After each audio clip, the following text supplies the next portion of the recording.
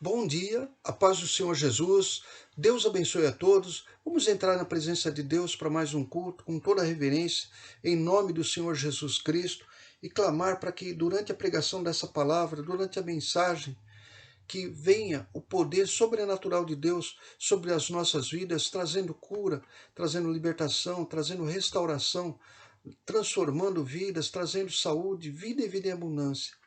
Em nome do Senhor Jesus Cristo, aonde essa mensagem chegar, em nome do Senhor Jesus Cristo. Muito bem, eu queria pedir para você abrir a sua Bíblia, lá no livro de Salmos, o Salmo 143, não é? O Salmo 143 no Antigo Testamento, não é? Foi um salmo que o rei Davi escreveu. O rei Davi, um homem que a Bíblia fala que é um homem que tinha um coração que agradava a Deus. E ele escreve esse salmo, e no versículo 10, Salmo 143, praticamente na metade da Bíblia, né? No versículo 10, está escrito assim: Ensina-me a fazer a tua vontade, pois és o meu Deus. Guia-me o teu bom espírito por terra plana. Então aqui tem o registro de uma oração que Davi faz nesse salmo a Deus. O que ele pede? Ele pede para Deus ensiná-lo a fazer a sua vontade, não é? Então ele fala, por quê? Porque tu és o meu Deus. Então ele reconhece Deus, não é? Então ele fala, ensina-me a fazer tua vontade. Para quê? Para que o bom Espírito de Deus faça caminhar em terra plana. O que significa terra plana? Num caminho seguro. Não é? Ao contrário de um terreno íngreme, né, que a pessoa pode cair, se machucar. Não é? Então ele pede para que o caminho dele seja um caminho seguro, para que ele possa caminhar com segurança. Muito bem. Qual a vontade de Deus na nossa vida, na minha vida, na sua vida? Nós precisamos conhecer a vontade de Deus. Davi, ele conhecia a vontade de Deus e ele pede para que Deus ensine a fazer a vontade, ou seja, a praticar. Vamos primeiro, pela palavra de Deus, ver a vontade ou as vontades de Deus. Vamos pegar 4 vontades de Deus, vamos assim, as principais vontades de Deus reveladas pela palavra em nossas vidas. A primeira vontade está lá em 1 Timóteo. Queria que você fosse comigo lá no Novo Testamento, né? Timóteo, capítulo 2, versículo 3 e 4. Então está escrito assim, 1 Timóteo, capítulo 2, versículo 3 e 4. Porque isto é bom e agradável diante de Deus nosso Salvador, que quer que todos os homens se salvem e venham ao conhecimento da verdade. Então a vontade de Deus, a primeira vontade de Deus é que todos os homens se salvem. Então a vontade de Deus é que nós possamos receber a salvação reconhecendo que Jesus Cristo é o único caminho, é a verdade e a vida. Né? É o plano de Deus e sem ser por Jesus Cristo nós não podemos entrar no reino de Deus. E é por isso que também a vontade de Deus, né, ligada também à salvação de todos os homens, está ligada também a uma ordem que Jesus Cristo dá, que está registrada em Marcos capítulo 16, um texto bem conhecido nosso, né? Marcos capítulo 16, versículo 15 e 16 fala assim, e disse-lhes, ide por todo o mundo, pregai o evangelho a toda criatura. Quem crer e for batizado será salvo, mas quem não crer será condenado, ou estará condenado, uma vez que o mundo ele é contrário, ele é inimigo de Deus, ele não pratica a justiça de Deus, não é? Ressaltando que quando Jesus ele fala, né, no idioma grego, ide, essa palavra ide é uma palavra, um verbo na voz imperativa, ou seja, é uma ordem. Então, a vontade de Deus é que nós levemos o evangelho, que nós preguemos a verdade, que nós evangelizemos, né, as pessoas, né, para que eles conheçam a verdade. E assim sendo, nós cumprimos a primeira vontade de Deus em nossa vida, ou seja, que todos sejam salvos. Qual que é a segunda vontade de Deus? Eu queria convidar você agora para lá em 1 Tessalonicenses, que é lá também no Novo Testamento, capítulo 4, versículo 3. 1 Tessalonicenses, capítulo 4, versículo 3. Está escrito assim, porque esta é a vontade de Deus, a vossa santificação, que vos abstenhais da prostituição. Então aqui, a santificação é a segunda vontade de Deus que nós estamos trazendo, não é? E a santificação, na verdade, é a separação das coisas do mundo. ou seja, de todos os prazeres que são contrários à palavra de Deus. Então a prostituição é um prazer que é uma vontade, né? Um prazer da carne, que é contrário ao prazer do Espírito, né? Ou seja, é contrário às coisas de Deus. No versículo 4, que cada um de vós saiba possuir o seu vaso em santificação e honra.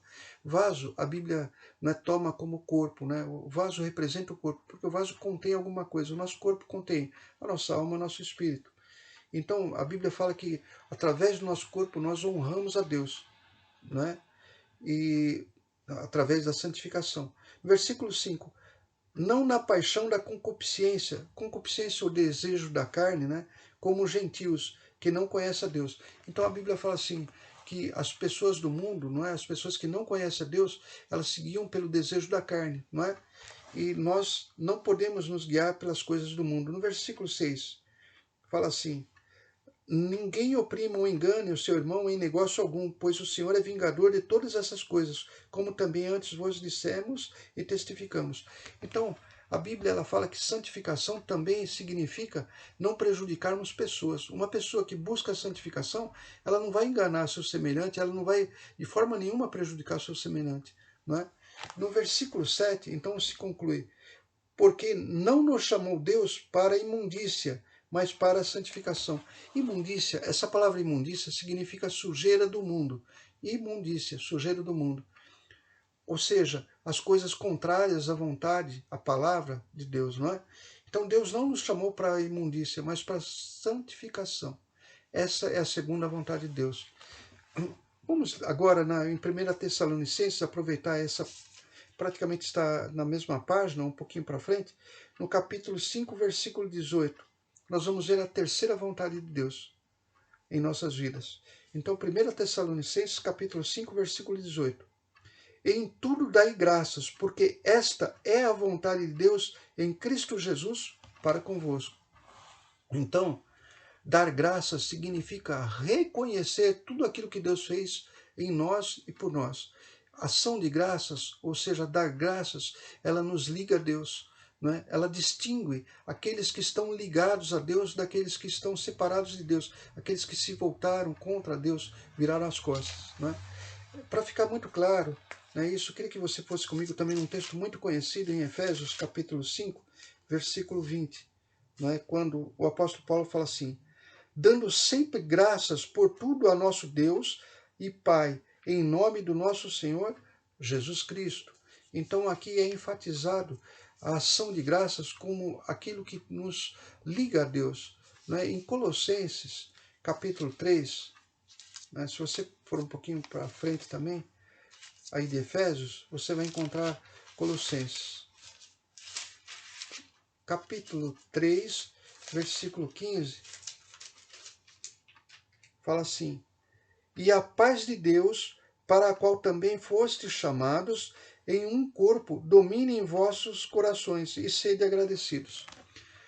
A palavra de Deus, quando ela fala assim, a paz de Deus, significa a própria salvação. A paz de Deus significa a paz que nós temos com Deus. Antes, nós tínhamos uma inimizade com Deus porque nós éramos inimigos de Deus no modo que nós vivíamos, né? Contrário às leis de Deus. Então, a paz de Deus, na qual nós fomos chamados, que agora domine nossos corações, ou seja, que esteja dentro de nós. E por isso, sejamos agradecidos, né? E sede agradecidos.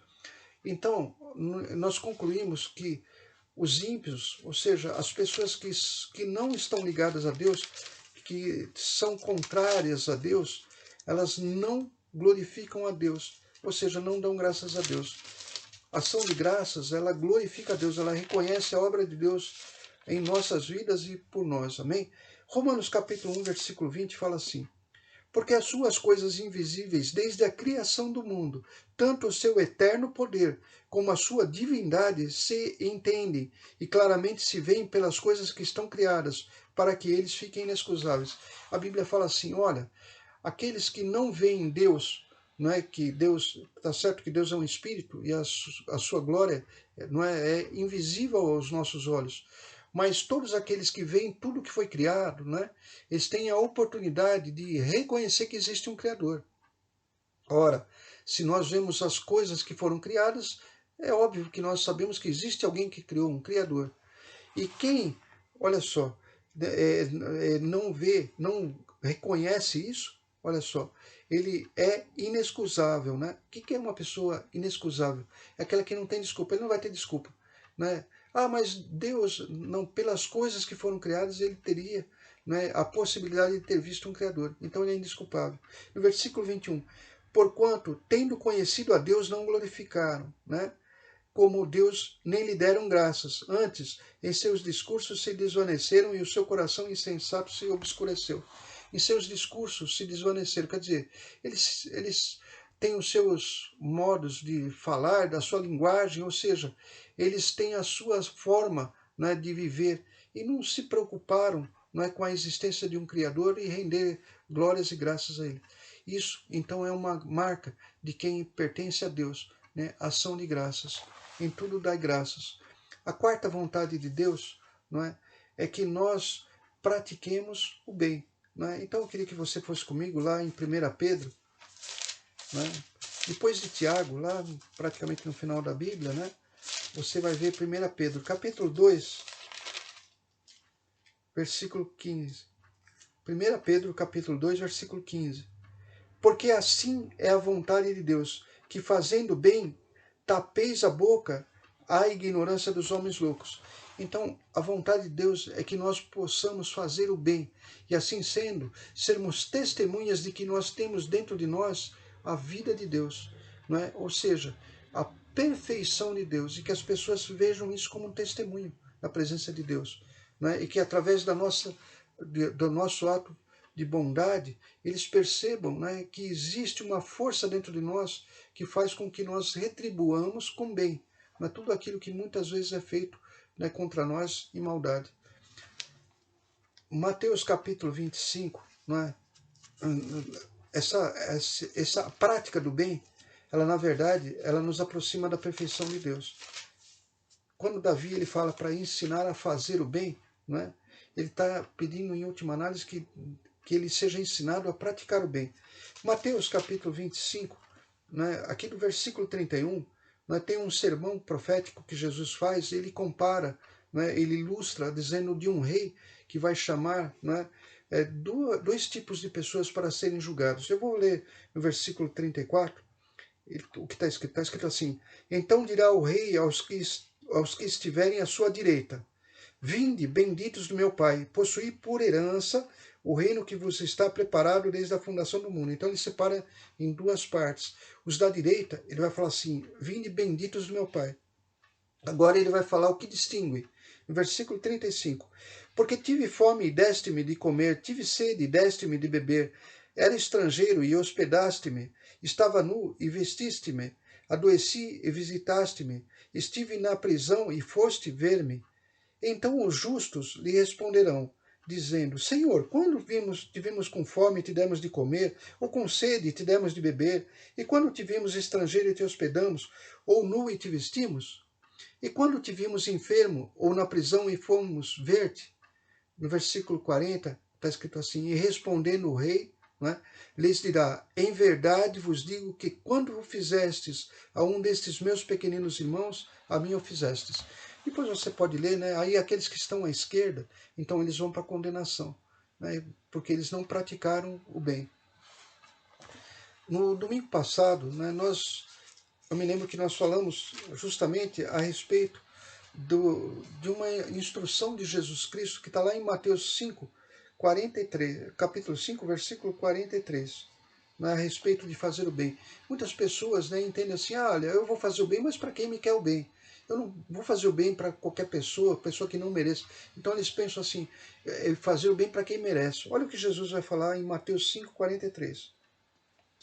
Ouvistes o que foi dito: amarás o teu próximo e aborrecerás o teu inimigo. Eu, porém, vos digo: amai os vossos inimigos, bendizei aos que vos maldizem, fazei bem aos que vos odeiam, e orai pelos que vos maltratam e vos perseguem, para que sejais filhos do vosso Pai que está nos céus, porque faz com que o sol se levante sobre os maus e bons, e a chuva desça sobre os justos e injustos.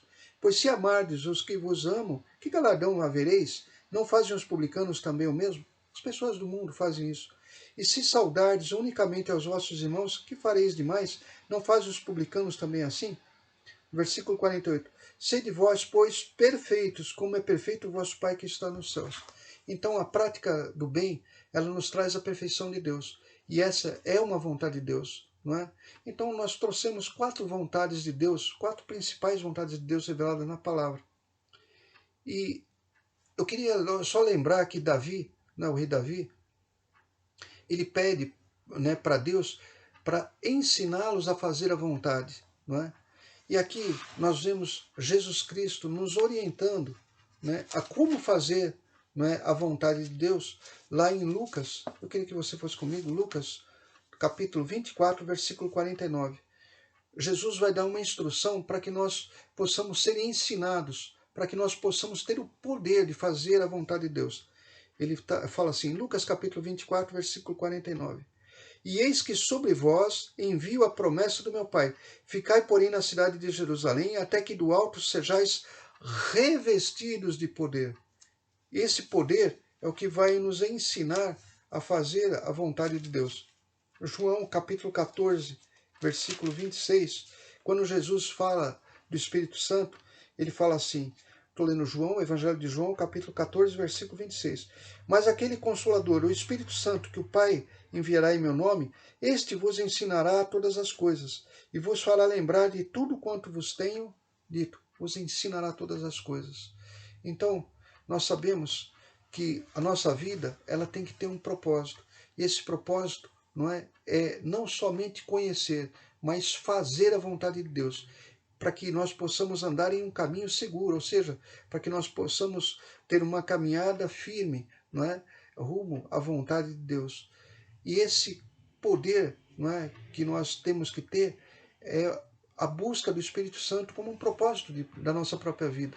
A busca do Espírito Santo, ela começa quando nós temos a consciência que nós devemos deixar as coisas do mundo, e nos preocupar, em assim cumprir a vontade de Deus. A busca do Espírito Santo, ela traz para nós a presença do poder sobrenatural de Deus, que se manifesta com dons. Então o Espírito Santo ele traz dons dentro de nós, dons sobrenaturais. E através desses dons nós somos dirigidos. Nós podemos até falar sobre esses dons em uma outra oportunidade, mas é importante saber que são dons sobrenaturais e que trazem um poder dentro de nós, o poder que Jesus Cristo tinha assim recomendado a todos que o seguiram, depois, levando testemunho, e todos os que viriam depois, é a presença do Espírito Santo. Eu espero que você tenha entendido essa mensagem, que tenha entendido a vontade de Deus e a necessidade da busca do Espírito Santo como um propósito de vida, para que nós possamos ser ensinados a cumprir a vontade de Deus. Queria convidar você para baixar sua cabeça, fechar os seus olhos, para nós fazermos uma oração.